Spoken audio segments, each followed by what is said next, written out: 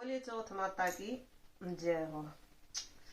एक बार एक बुढ़िया माई अपने बेटे के लिए संकट चौथ का व्रत करती है। तो उसका बेटा गौ चराने जाता है।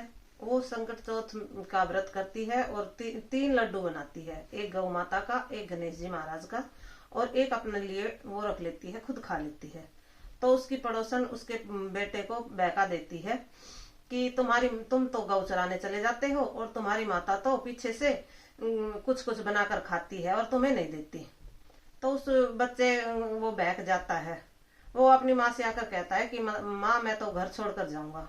बोले बेटा क्यों? बोले ऐसे ऐसे तुम पीछे से कुछ बना खाती हो और मुझे नहीं देती हो।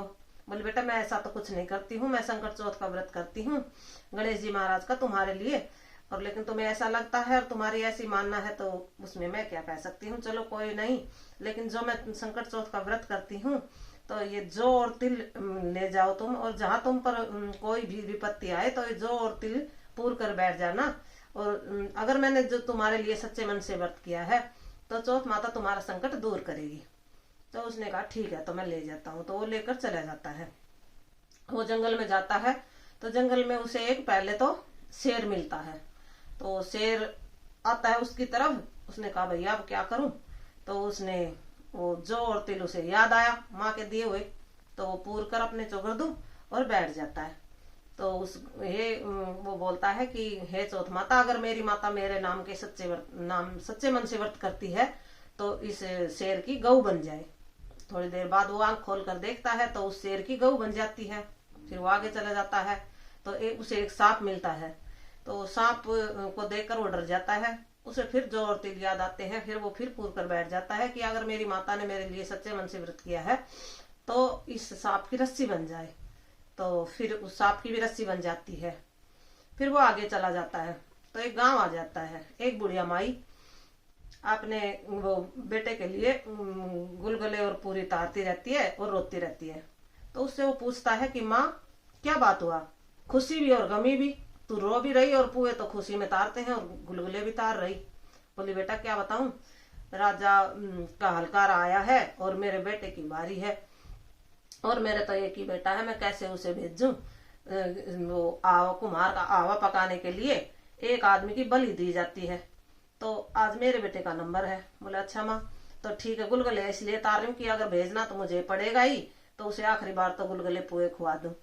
तो उसने कहा कि माँ तू मुझे खिला देना और मुझे भेज देना वहां पे। बोले ठीक है। तो वो रात को खा करके और सो जाता है। सुबह जब राजा का हलकार आता है तो बुढ़िया माई पराया लाल जगाए तो कैसे जगाई? तो हांडी बासन खुड़कानती डोले कि किसी तरह उसकी आंख ही खुल जाए। आंख खुल जाए। बोले मैया माई क्या हुआ? बोले बेटा राजा का हलकार आया है।